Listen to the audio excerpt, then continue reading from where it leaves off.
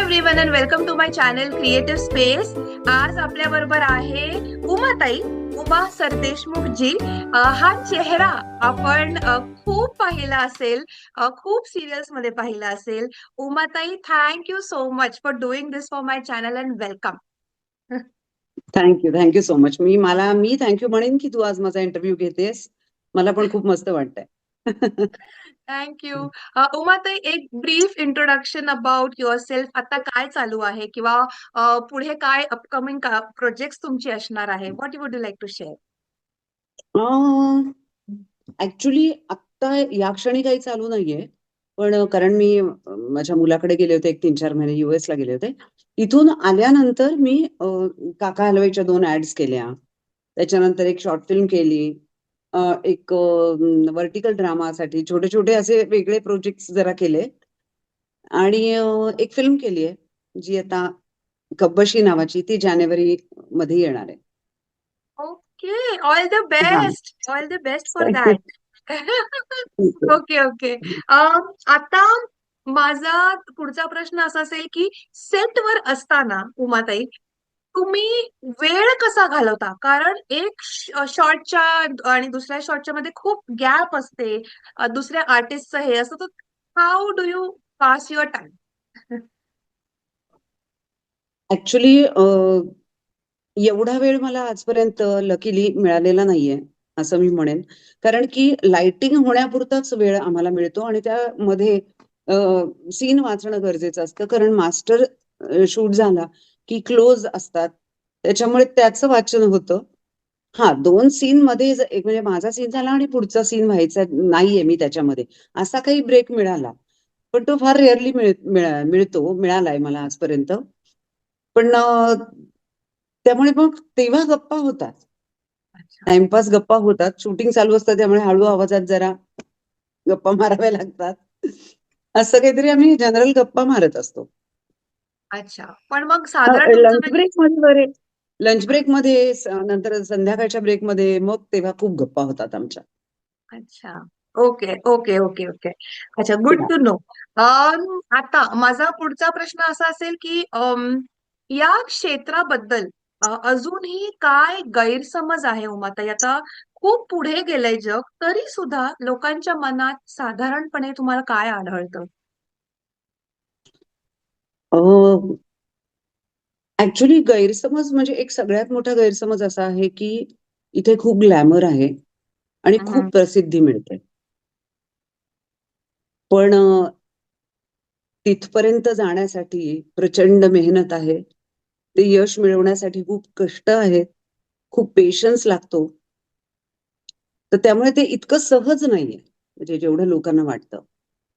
तर तो एक मोठा गैरसमज आहे. भरपूर पैसे मिळतात हाही एक गैरसमजच आहे. कारण परत तेच आहे की तुम्हाला त्या स्टेजला जाईपर्यंत ती जी मेहनत आहे, ते जे कष्ट आहेत, ते खूप आहेत, ते प्रचंड आहेत. पेशन्स लागतो, मेहनत लागते खूप, एनर्जी लागते खूप. हो. तर हो. हा मोठा गैरसमज आहे ऍक्च्युली.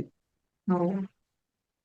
मी असं म्हणेन की हे सगळे अनुभव घेण्यासाठी प्रशिक्षण घेऊनच यावं आजकालच्या तरुणांनी, असं मी नक्की सांगेन त्यांना की अच्छा. त्याचा तुम्हाला खूप उपयोग होईल. म्हणजे शिक्षण म्हणजे प्रोफेशनली शिकायला पाहिजे की थिएटर करणं पण तेवढंच महत्वाचं आहे? ते तर म्हणजे सर्वात बेस्ट. अर्थात त्यातनं जे शिक्षण होतं ते कशातनंच होत नाही. आणि माझं असं झालं की मी खूप लेट आले या इंडस्ट्रीमध्ये. हम्म. साधारण 46-47व्या वर्षी मी आले, तोपर्यंत मी एक टिपिकल हाऊसवाईफ होते. आणि त्यामुळे सुरुवातीला फक्त काही नाटकं केली, एखाद दुसरं नाटक 1-2 वर्ष असं म्हणू आपण. आणि मग जी सिरियल मिळाली ती कंटिन्युअसली सिरियलच मालिकाच करत राहिले मी. पण नाटक हे खरंच आवडत आहे आणि त्याच्यातनं तुमचं शिक्षण नक्की. कारण मालिकेमध्ये असं आहे की तुम्ही जितकं ऑब्झर्व कराल, तुम्ही जितकं अलर्ट राहाल, तेवढं तुमचं शिक्षण होणार. पण तेवढा शिकवत बसायला वेळ नसतो तिथे. हम्म. आणि इथे रिहर्सल्स असतात, तालमी असतात, त्याच्यामुळे इथे शिक्षण खूप जास्त होतं. पण टेक्निकली पण या मुलांनी खूप शिकावं असं मला वाटतं. तांत्रिक बाबी पण त्यासाठी मग व्यवस्थित प्रशिक्षण व्हावं असं मी म्हणेन. Okay okay. तुम्ही एवढा उशिरा ही इंडस्ट्री जॉईन करायचं असं तुम्हाला का वाटलं? What motivated you Umatai? नाही नाही, वाटलं बिटलं असं काही नाही. खरं सांगू, ह्याच्यात प्लॅनिंग काहीच नव्हतं. कारण माझं लग्न खूप लवकर झालं. साधारण 19 पूर्णला माझं लग्न झालं. त्याच्या आधी शिक्षण चालू होतं, पण शाळेमध्ये कॉलेजमध्ये मी अ, मला याची आवड होती, प्रचंड आवड होती. त्यामुळे मी सतत स्पर्धांमध्ये भाग घेत होते आणि सतत बक्षिसं मिळवत होते. आणि लग्न लवकर झालं कारण माझे वडील रिटायरमेंट नंतर आम्ही दोघी बहिणी होतो लग्नाच्या. आणि आमचं लव्ह मॅरेज आहे, त्याच्यामुळे आम्ही हिंडत होतो. त्यामुळे आई-वडिलांना टेन्शन असू शकतं. तर त्यामुळे मी फर्स्ट इयरला ऍडमिशन घेतली आणि लग्न झालं माझं आर्ट्सला. पण अच्छा. लग्नानंतर मात्र मी ऑफकोर्स शिक्षण पूर्ण केलं. म्हणजे प्लॅनिंग ॲज सच नव्हतं. आजकालच्या मुलींचं मला फार कौतुक वाटतं, की आयुष्याबद्दलच खूप प्लॅनिंग असतं त्यांचं. आणि मला त्यांचा अभिमान वाटतो त्या बाबतीत. पण लग्नही लवकर केलं, शिक्षणही सुटलं, मुलंही झाली, 2 मुलं लगेच. म्हणजे 2 बाजूला 2 मुलं माझी जागवतायत, एकदा हे उठते, एकदा ते उठते. त्या परिस्थितीमध्ये मी बी केलं आणि त्याच्यानंतर एम केलं. वाह! या सगळ्या ह्याच्यात आणि आमच्या घरी येणं-जाणं खूप होतं. म्हणजे मला असं कधीही वाटलं नाही, की आपण ह्या इंडस्ट्रीत जावं, या क्षेत्रात जावं, आपण अभिनय करावा. मला वाटलं नाही, कारण मी इतकी लहान होते वयाने, की मला असं वाटत गेलं, की हे लग्नाआधीच्याच गोष्टी असतात ना या. नंतर मग संसारच करायचा असतो.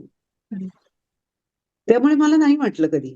पण असं झालं, की माझ्या मैत्रिणी एक भाग्यश्री देसाई ही माझी मैत्रीण, पुण्याची प्रोड्युसर आहे, अभिनेत्री आहे. तर तिला माहिती होतं मी असं केलेलं आणि माझ्या मिस्टरांना अ, वाटायला लागलं, की आता जरा थोडीशी मोकळी झाली आहेस. मुलीचं लग्न झालंय, तर तुला आवडतंय तर जा. त्यांची तब्येतही बरी नव्हती. त्यामुळे ते म्हणायचे. पण तब्येत बरी नसल्यामुळे मला त्यांच्या या म्हणण्याचा खूप राग यायचा. की मी कसं घर सोडू? बरे 25 वर्ष लग्नाला झाल्यावरती, आता मला या कल्पनेने सुद्धा माझे पाय थरथरायचे, की स्टेजवर उभं राहायचं किंवा कॅमेऱ्यासमोर जायचं. म्हणजे मी केलं काम त्यावेळेला सीरियल हा प्रकार नव्हताच. म्हणजे मालिका हा प्रकार फारसा नव्हता. नाटक आणि सिनेमा असंच होतं त्यावेळेला. तर पण माझ्या मैत्रिणीने एक सहज अपॉर्च्युनिटी आली. अ, उपेंद्र दात्यांचं नटसम्राट हे नाटक ते पुण्यातनं करत होते. म्हणून एक छोट्याशा रोलसाठी ती म्हणाली, "तू जाऊन तर भेट. त्यांनी मला फोन केलाय. पण तुला आवडतं तर तू जाऊन भेट तरी." पण अजिबात तयारी नव्हती. म्हणजे यावरनं माझ्या मिस्टरांचे आणि माझे वाद व्हायचे. जेव्हा की त्यांनी शाळेमध्ये, कॉलेजमध्ये माझं नाटक बघितलं होतं. म्हणजे जो कॉन्फिडन्स मला नव्हता, तो त्यांना होता. आणि कदाचित त्यांना माहिती होतं, की हे माझं पॅशन आहे. हं. मला नव्हतं माहिती. कारण इतके वर्ष काम केल्यानंतर, आता जर मला कोणी म्हटलं, की "तू घरी बैस," तर मी नक्कीच बसणार नाही. हां. म्हणजे आता मला असं वाटतं, की आपलं हे पॅशन होतं, जे आपल्याला नाही कळलं. हे सगळं क्रेडिट माझ्या त्या मैत्रिणीला मी देईन, जिने मला पहिली संधी दिली आणि माझ्या मिस्टरांना देईन, की ज्यांनी मला इन्सिस्ट केलं, भयंकर इन्सिस्ट केलं. म्हणजे मी 2000 पासनं कामाला सुरुवात केली. आणि म्हणजे सुरुवातीला अगदी म्हणजे दात्यांच्याच कंपनीमध्ये मला त्यांनी वेगवेगळ्या नाटकामध्ये घेतलं. त्यांनी त्यामुळे माझा एक कॉन्फिडन्स वाढला. आणि 2003 ला माझे मिस्टर गेले. तर त्यांच्या इच्छेसाठी म्हणून मी मुंबईमध्ये जाऊन राहिले, की ते सतत म्हणायचं, की इंडस्ट्री मुंबईत आहे. म्हणजे झालं असं, की याच 46-47व्या वर्षी मी इंडस्ट्रीत पण आले आणि आश्चर्य म्हणजे तोपर्यंत मी एकही प्रवास एकटीने केला नव्हता. ओह! मी कुठेच गेले नव्हते. माझी दोन्ही मुलं कॉम्पिटिटिव्ह स्विमिंग करत होती. त्यामुळे त्यांच्या कॉम्पिटिशन्स असायच्या. त्यावेळेला आणि त्याही मध्ये मी खूप बिझी होते खरं तर. म्हणजे हो, घरकाम, बरोबर. संसार, येणं-जाणं आणि माझं मुलांचं करिअर स्विमिंगमधलं. आणि मग नवऱ्याबरोबर कुठे जे काही भटकायला जायचं, ट्रिप्स करायच्या. एकटीला मला कुठे जायचीच वेळ आली नाही. माझं माहेरही पुण्यात होतं. हे गावाला वगैरे मी एकटी नाही, कधीही नाही गेले. अ, इथे सुद्धा मुंबईमध्ये हिमानी पाध्ये म्हणून माझी छोटीशी मैत्रीण आहे, खूप लहान आहे माझ्याहून. पण तिने मी एका नाटकाची रिहर्सल करत असताना, ते पुढे नाटक काही फार प्रयोग नाही झाले तिचे. तर ती म्हटली, "मला मुंबईत जायचंय. उमाताई तू येशील का?" तर ओह! मला तेव्हा खरंच पोटात खड्डा पडला. म्हटलं, "मी हा विचारच कधी केलेला नाहीये गं." मग मी सासू सासऱ्यांना कानावर घातलं, म्हणजे त्यांना असं वाटलं की तू आम्हालाच इथे दोघांना सोडून मुंबईत जातीयेस. पण त्यावेळेला त्यांना मी म्हणलं, पण तुम्ही दोघं आहात, मी एकटी आहे. सो मला काहीतरी माझं शोधलं पाहिजे आणि बघूया, मी प्रयत्न करीन. इतकं सोपं नाहीच आहे याच्यामध्ये. म्हणजे माझ्या स्पर्धेमध्ये सगळ्या मोठमोठ्या अभिनेत्री आहेत माझ्या वयाच्या, वयाला मॅच होणाऱ्या, पण त्या फार मोठ्या आहेत आणि मी आत्ता सुरुवात करते, त्यामुळे इतकं सोपं नाही. पण मग मी गेले आणि मी, अदिती सारंगधर आणि हिमानी पाध्ये अशा आम्ही तिघी एकत्र राहत होतो शेअरिंग मध्ये. 1-2 वर्षच तशी मी राहिले. मग हम्म. नंतर तिथेच शेजारी आजी राहणाऱ्या होत्या त्या, त्यांच्याकडे पीजी म्हणून राहिले. मग मला एक मालिका छोटीशी, छोटा रोल मिळत गेला आणि मग कंटिन्युअसली, म्हणजे ज्या प्रोडक्शन मध्ये मी काम केलं त्या प्रोडक्शननी मला रिपीट केलं. म्हणून त्या वयाला परमेश्वर कृपेने मला स्ट्रगल नाही करायला लागलं. पण खरंच you are struggle, meant to be in that line, म्हणजे ते तुमचं डेस्टिनीच आहे, यु नो. हा. कारण स्ट्रगल वाव. मला जमलं नसतं, मला ते काही माझा स्वभाव नाही. कारण माझी ती जिद्द माझी ती नव्हती, ती सगळी नवऱ्याची जिद्द होती माझ्या. आणि तुमचं ऑलरेडी आयुष्य सेट होतं, तुमचं झालं, तुमची मुलं झाली, तुम्ही त्याच्यात पण गुंतलेला होता. हो बट हो हो. बट कुडोस टू यू, त्या वयातून रेंटवरती परत राहणं आणि ते सुरुवात हो करणं हो. आणि ते 50व्या वर्षी बसने हिंडणं. बरं, त्याच्या आधीचं माझं लाईफ फार वेगळं होतं. म्हणजे बिल्डर असल्यामुळे घरात 2 गाड्या म्हणा किंवा एक नंबरचे बिल्डर होतो आम्ही त्यावेळेला, पण एक वेगळंच आयुष्य होतं. पण काही कारणांनी ते सगळं शून्यावर पण आलं होतं. तरी सुद्धा मला सवय नव्हती ह्या सगळ्याची, बसनी प्रवास करणं, एकटं राहणं याची सवय नव्हती. पण मला ना, एक अनुभव मी सांगेन, की जेव्हा आम्ही ती बोरिवलीमध्ये राहत होतो आणि मग माझ्या त्या मैत्रिणी मला तिकडे नेलं हिमानीने, तिने असं ठरवलं की मी नाही करणार आता या इंडस्ट्रीमध्ये काम. आणि अदिती पण दुसरीकडे राहायला गेली. तर मी, नाटक मिळालं होतं म्हणून मी दादरला गेले होते. चंद्रलेखेचं गरुड झेप नाटक आम्ही सह्याद्रीसाठी करणार होतो. तर त्या रिहर्सलसाठी मी गेले होते आणि ती पण मोठी अपॉर्च्युनिटी होती मला. हो. पणशीकरांनी माझं नाव सजेस्ट केलं होतं आणि तेव्हा दादरलाहून एका मालिकेसाठी जेव्हा मी तिथे माझ्या मैत्रिणीच्या बहिणीकडे पीजी म्हणून राहत होते तिथे सुद्धा. पण ती जेव्हा ऑपॉर्च्युनिटी मिळाली मला एका मालिकेची, म्हणजे 4 दिवस सासूचे यासाठी, तर मी जेव्हा गेले, अ, मी दादरवरती, म्हणजे एकटीने लोकलनी जाणं हे पुणेकरांसाठी भयानक भीतीदायक गोष्ट आहे. तर मी And त्या दादर पुलावर जेव्हा उभी होते ना, अंधेरीला जायला, मी लिटरली घळाघळा पाणी येत होतं माझ्या डोक्यातनं, की 50 वर्षाचं माझं आयुष्य किती वेगळं आणि आता 50शी नंतर हा पुनर्जन्म झाल्यासारखं वाटतंय मला माझा. ति- तिथून मात्र मी लोकलचा प्रवासही एन्जॉय केला. मग नंतर 12 वर्ष मी पीजी म्हणून एका आजींकडे राहिले बोरिवलीला, सिधई आजी, ज्या माझ्या आई सारख्याच झाल्या. म्हणजे इतकी वर्ष राहिल्यावरती मला माहेरी राहिल्यासारखंच वाटलं कायम. पण नंतर मात्र मी एकटी राहू शकले. मग कंटिन्युअसली मालिका मिळत गेल्या. मग माझा आत्मविश्वास पण वाढला त्यावेळी. wow, what a lovely journey, Umatai. Literally, म्हणजे Yeah. Not everybody has this journey. तुम्ही ते परत सुरुवात केली आणि आय थिंक तुमचा विल पॉवर खूप स्ट्रॉंग आहे, आय वुड से. मला ना अजूनही नाही वाटत माझी विल पॉवर होती ती. पण आहेच ना. इंडस्ट्रीत येण्याची सुद्धा माझी विल पॉवर नाही, ती माझ्या नवऱ्याची विल पॉवर होती, की त्यांनी माझं काम बघितलेलं होतं. आणि कदाचित त्याला असंही वाटलं असेल की माझ्या नंतर अदरवाईज मी काहीच करत नव्हते. म्हणजे ती शिक्षण घेऊन, MA होऊन सुद्धा मी काही नोकरी करतच नव्हते, म्हणजे तशी परिस्थिती नव्हती.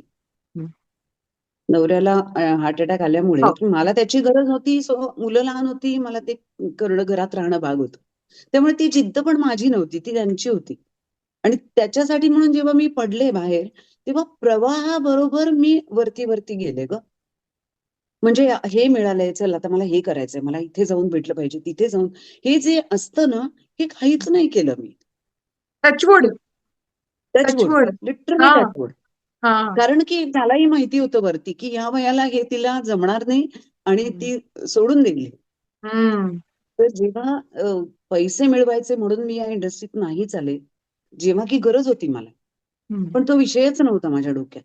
हे फक्त माझ्या आवडतं, आपल्याला आवडतं, नाटकात काम करायला आवडतं, अभिनय करायला आवडतो स्पेशली, तर आपण करूया. पण हेच मी म्हणेन की जिद्द का नव्हती, कारण की ती जिद्द येण्याच्या आधी मला कामच मिळत गेले.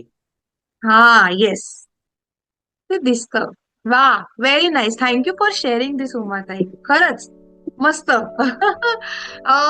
आता माझा पुढचा प्रश्न असा असेल की तुम्हाला कुठल्या वेगळ्या भाषेत कुठला रोल करायला आवडेल का, पुढे ऑपॉर्च्युनिटी मिळाली तर? म्हणजे as a challenge to yourself, असं काही आहे का? ऍक्च्युली असं काही नाहीये, कारण मी इतकी लेट आले ना, हा विचार हा हा करायलाच हा मला हा वेळ मिळाला नाही. पण हा त्यातल्या त्यात मी अजून हिंदीत काम केलेलं नाही, सो मला हिंदीत हा करायला आवडेल. हा, तथास्तु, लवकरच होईल. थँक्यू. आता मला विचारायचं होतं की या इंडस्ट्रीच्या जे लोक आहेत, तुमच्या आजूबाजूचे लोक आहेत, त्यांनी काय बदल घडवावा स्वतःमध्ये, किंवा एक वर्क कल्चर, किंवा असं काही आहे का की तुम्हाला वाटतं की ह्याच्यात हे इम्प्रुव्हमेंट झालं पाहिजे, असं काही आहे का? ऍक्च्युली ना, मी इतकी सुदैवी आहे की मला प्रत्येक प्रोडक्शन हाऊस इतकं चांगलं मिळालं. मला सगळे कलाकार इतके चांगले, आमची टीम इतकी चांगली होती की कधीही मला असं फील नाही आलं की हे नाही व्हायला पाहिजे, हे असं काहीतरी विचित्र घडतंय, काहीतरी खूप काहीतरी बदल. पण मी जेव्हा आता येणाऱ्या या क्षेत्रात येणाऱ्या मुलांसाठी पण विचार करते ना, तेव्हा मात्र मला वाटतं की म्हणजे कथेच्या दृष्टीने म्हणजे आता तर खूप चांगले चांगले सिनेमे येतच आहेत, पण तरीही कथा ही जर का सामाजिक मूल्य, कौटुंबिक मूल्य किंवा प्रेक्षकांच्या मनाला स्पर्श करणारी अशा कथा जर आल्या, तर ते चिकटून राहतील मालिकांसाठी सुद्धा, प्रेक्षक आणि सिनेमासाठी सुद्धा. आणि त्यामुळे आपला म्हणजे यातला व्यवसाय जो आहे आपला, आपल्या इंडस्ट्रीचा, तो खूप वरती जाईल जर का या 3-4 गोष्टींमध्ये जास्त लक्ष दिलं तर. आणि या हम्म. क्षेत्रात येणाऱ्या मुलांसाठी मी असं म्हणेन की फक्त करिअर आणि फक्त अभिनय हे त्यांनी हा विचार करू नये. हे माझ्या मधनं मला हा विचार आलाय की, आणि मी तर म्हणेन की हे सांगण्याची सुद्धा गरज नाही, कारण खरंच मुलं फक्त अभिनय न बघता अ, कथा, पटकथा, लेखन, संवाद आणि निर्मिती ह्या सगळ्याचा विचार करतात. इतकी तरुण तरुण मुलं दिग्दर्शक होत आहेत, लेखक होत आहेत. सो हे सांगण्याचीच गरज नाहीये. म्हणजे हे मला माझ्या बाबतीत वाटायचं की आज जर मी घरात बसले तर मला खरंच अभिनय सोडून काही येत नाही. हम्म. म्हणजे आता 70ला हे काही शिकण्याची माझी कपॅसिटी नाही असं मला वाटतं. तर या मुलांनी मात्र हे करावं. प्रेक्षकांना खिळवून ठेवण्यासाठी हे व्यावसायिक, सामाजिक, एक कौटुंबिक आणि एक काळजाला हात घालणारं भावनिक असं कथा जर आल्या ना आपल्याकडे, मजा येईल, एकदम मजा येईल. या, आय होप सो टू. तुमचं वय ऐकूनच मी उडाले, कारण की मला नव्हतं वाटलं की तुम्ही 70 टच किंवा 70 आहात तुम्ही. अगं 50व्या वर्षी सुरू केलं असेल, आता पण 25 वर्ष झाली मला. बाप रे. ओके. आता मला असं विचारायचंय की तुमचा आवडता जॉनर कुठला? म्हणजे तुम्हाला ग्रे शेड्स करायला आवडतात का, की पॉझिटिव्ह रोल्स करायला आवडतात? बिकॉज तुमचे ग्रे शेडचे पण मी ट्रेलर्स वगैरे बघितलेत की यू आर व्हेरी एक्सप्रेसिव्ह आणि इट्स अमेझिंग. पण तुम्हाला स्वतःला कुठला जॉनर आवडतो? मला सगळं आवडतं. पण हे मला कधी कळलं की माझ्या चेहऱ्यामुळे मला नेहमी पॉझिटिव्ह रोल मिळत गेले अगदी सुरुवातीला. पण तरी जेव्हा जेव्हा माझं निगेटिव्ह रोलसाठी कास्टिंग झालं, मी प्रत्येक लेखकाला आणि प्रोडक्शन हाऊसला विचारलंय की तुम्ही कसं काय कास्ट केलं मला यासाठी. म्हणजे सह्याद्रीवर माझी एक सिरियल होती, दिसतं तसं नसतं, तो टायटल रोल होता माझा. आणि मला सरप्राइझिंगली मला आश्चर्य वाटतं की हा रोल का, कसं काय, म्हणजे मी कसा, पुढचं पाऊल मधला पण माझा ग्रे शेड असलेलाच रोल होता आणि कॅमिओ होता तो. पण सुदैवाने तो चॅनलला आवडल्यामुळे पुढे 2 वर्ष मी तो रोल केला. पण मला अजूनही कोड आहे. आणि अगदी आता लेटेस्ट जो कन्यादान मधला रोल होता माझा, 2.5 पावणे 3 वर्ष आउट अँड आउट निगेटिव्ह त्यातली 2 वर्ष मी केलं. चाळीतली बाई, हा. तमाशा करणारी बाई. मग आजही मला प्रश्न आहे बाबा, म्हणजे ते प्रेक्षकांना आवडलं, चॅनेलला आवडलं, आमच्या दिग्दर्शकाला आवडलं, प्रोड्युसरला आवडलं. पण तरी असं वाटतं की ह्यासाठी, आणि आज त्याच्यानंतर मी अजून कुठली सिरियल केलेली नाही, मालिका केलेली नाही. पण मला जे येत आहेत, ज्या भूमिका येत आहेत त्या सगळ्या निगेटिव्ह येत आहेत. पण मला करायला तर डेफिनेटली आवडेल, कारण त्याच्यात खूप मजा असते करायला. हा. खूप व्हरायटी देऊ शकता तुम्ही.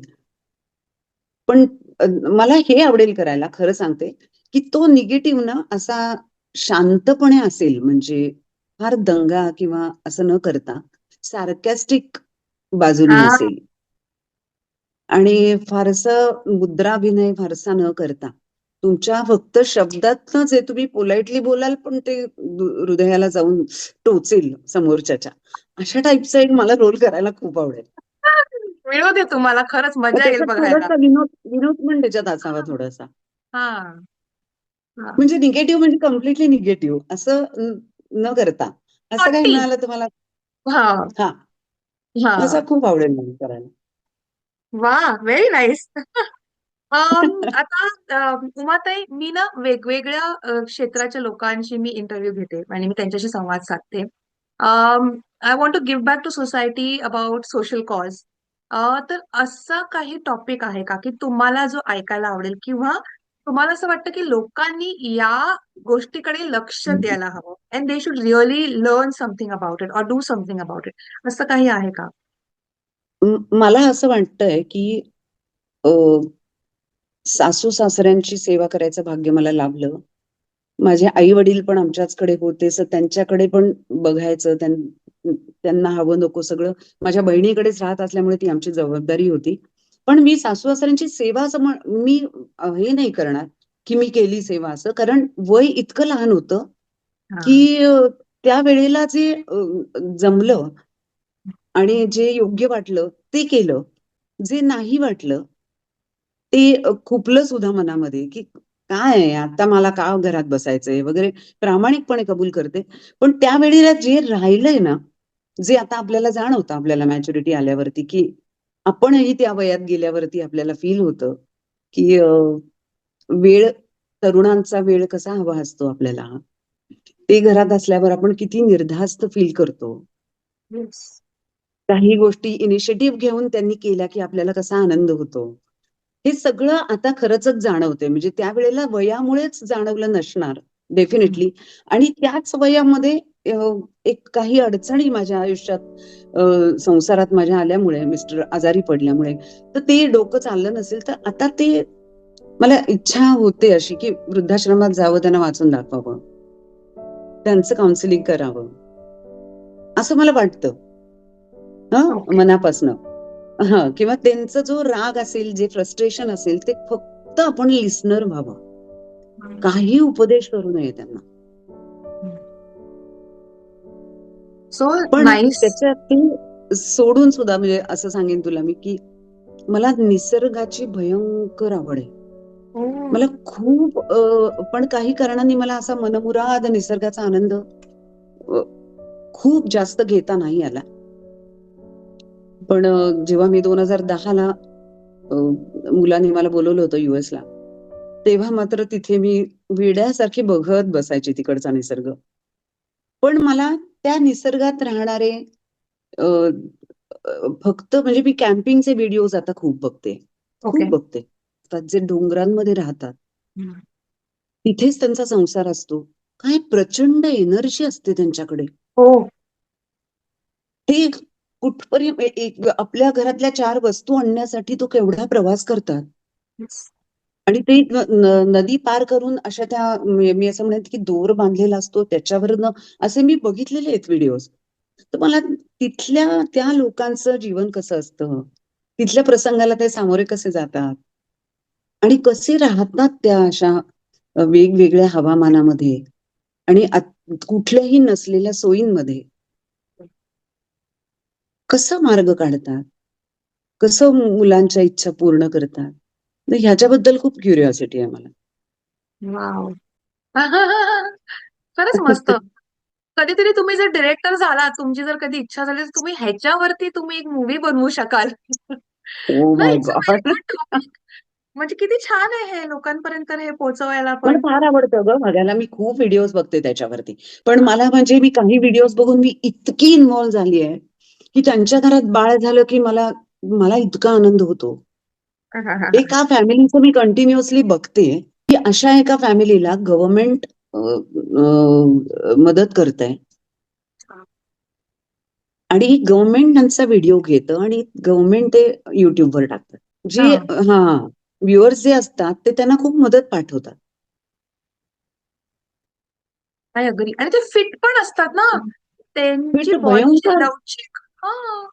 प्रचंड फिट असतात कारण त्यांना चॉईसच नसतो का त्यांचं येस. मैलोन मैल चालणं असतं डोंगर दऱ्यातनं करेक्ट आहे. की करेक्ट. मला जाऊन भेटावंसं वाटतं त्यांना. कधीतरी तुम्ही ट्रिप करू शकता. बघूया. असं कधीतरी विथ युअर फ्रेंड्स वगैरे असं. Yes, yes. ओके. आता Umatai, we are at the end of our segment. तुमच्या इंडस्ट्री बद्दल किंवा काहीही तुम्हाला अजून काही अवेअरनेस शेअर करायला आवडेल का, किंवा काही सांगायला आवडेल का, जे तुम्हाला कधी आधी विचारलं नाही गेलंय इंटरव्ह्यू मध्ये, असं काही आहे का? तेच तू जे विचारलंस तेच की काय बदल व्हायला हवाय जे मला कधी विचारलं गेलं नाही. आणि या तरुणांनी तरुणी जे येतात त्यांनी कसं म्हणजे मी असं म्हणेन की फक्त मी जे बोलले की अभिनयासाठी करिअर म्हणून येण्यापेक्षा एक व्यावसायिक म्हणजे हे मात्र मला सांगावंसं वाटतं की त्यांनी प्रॅक्टिकल अप्रोच पण ठेवावं. हम्म. म्हणजे व्यावसायिक संबंध कसे ठेवावेत, कामावरती निष्ठा कशी ठेवावी किंवा काही प्रश्न पडले तर त्याचं गॉसिप न करता आपल्या प्रोड्युसरशी संवाद कसा साधावा, बोलून कसे प्रश्न सोडवावे. सुटतात आणि हम्म. सुटतात त्याची नुसतीच मेकअप रूम मध्ये चिडचिड करण्यापेक्षा तुम्ही प्रत्यक्ष कन्सर्न व्यक्तीशी बोललात तर तुमचे प्रश्न सुटतात. आणि असं गुड. प्रत्येक प्रोडक्शन माझ्या जिव्हाळ्याचं आहे जिथे जिथे मी काम केलंय. ओके. ओके. म्हणजे हे मला सांगावंसं वाटतं. कसं बोलायचं असं वाटायची गरज नाही. जेव्हा तुम्ही स्वतःशी विचार कराल आणि तुम्हाला वाटेल की हा प्रश्न तितकाच माझा खरंच महत्वाचा आहे. हे जेव्हा तुम्हाला वाटेल, तुम्हाला कन्फर्म होईल, तेव्हा अत्यंत मोकळेपणाने बोलू शकता. प्रत्येक प्रोड्युसर, निर्माता हा तुमच्याशी तुम्हालाही त्याची गरज असते आणि त्यांनाही तुमची असते. सो ते प्रेमाने आणि चांगल्या पद्धतीने तुम्ही बोललात तर ते कनेक्ट होतात तुमच्याशी आणि तुमचे प्रश्न सोडवतात. माझा विश्वास आहे यावरती. Wow, very nice thought. हे मला कोणी सांगितलं नव्हतं, म्हणजे असं बोललं नव्हतं, but it is a very good point. कारण की लोक, या यंग यंग आर्टिस्ट खूप लवकर डिप्रेस होतात, किंवा हा चिडचिड होते, किंवा तसं ऍक्च्युली पेशन्स राहिला नाहीये आजकाल, म्हणजे मला असं वाटतं. इट्स अ व्हेरी खरंय गुड खरंय. पॉइंट. आणि आपले कान बंद करून आपले डोळे उघडे ठेवून या इंडस्ट्रीत यावं.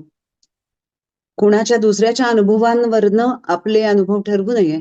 आपल्या येणाऱ्या अनुभवांवरनं हे माझे अनुभव आहेत म्हणून आज मी तुला सांगतेय ना. कारण येस. मी ठरवलं असं वागायचं. असे प्रश्न विचारले गेलेत मला की इतक्या कमी पैशात का काम करतेस? इतकी गैरसोय कशी सहन करतेस? तुझं वय आहे आता. पण त्याच वेळेला मला स्वतःला आतमध्ये जाणीव होती की माझं फक्त वय आहे. आज ज्या माझ्या वयाच्या आहेत त्या खूप मोठ्या आहेत. तिथे मी नाहीये. सो मला याच रेटनी जायला पाहिजे पुढे. तुम्ही खूप पॉझिटिव्ह पर्सन आता, Umatai. I really like having दिस हो. Conversation with you. मला मजा आली. तसंच राहायला पाहिजे पण म्हणजे तुम्ही मी अनुभव घेतला की तुम्ही पॉझिटिव्ह राहिलात की तुमचे प्रश्न सुटतात. मग का नाही राहायचं? आणि तोच मार्ग पुढे आहे. म्हणजे लोक पण तुमच्या हो बरोबर हो चांगले वागतात. You be very pally with them, म्हणजे सिम्पल राहा. बरोबर इट्स बरोबर आहे राईट. अगदी खरं. आणि मी धार्मिक पण आहे. माझं गजानन महाराजांची मी भक्त आहे असं नाही म्हणणार, ते माझे गुरु आहेत. त्यामुळे त्यांच्यावर विश्वास आहे माझा. ज्या काही वाईट गोष्टी घडल्या असतील त्या कदाचित माझे भोग असतील याच्यावर माझा विश्वास आहे. मग भोगून संपवावेत ना. ते बाजूला ढकलले की पुढचे वेगळे काहीतरी येतात. त्याच्यापेक्षा हे भोगून याच्यामधनं जाऊया आपण. कडेने रस्ता नाहीये. I agree. Okay. Okay Umatai, thank you so much. तुम्ही खूप छान बोललात, मनमोकळेपणाने बोललात आणि मला खूप आवडली तुमची personality. Thank you for doing this. Thank you so much. आज मला खूप दिवसांनी, रादर अनेक वर्षांनी इतक्या मोकळेपणाने तुझ्याशी किंवा कुणाशी असं बोलले नव्हते मी. तसे प्रश्न तू विचारलेस, त्यामुळे माझ्या मनातल्या गोष्टी बाहेर आल्या. Thanks a lot. Thank you. Bye. Bye bye.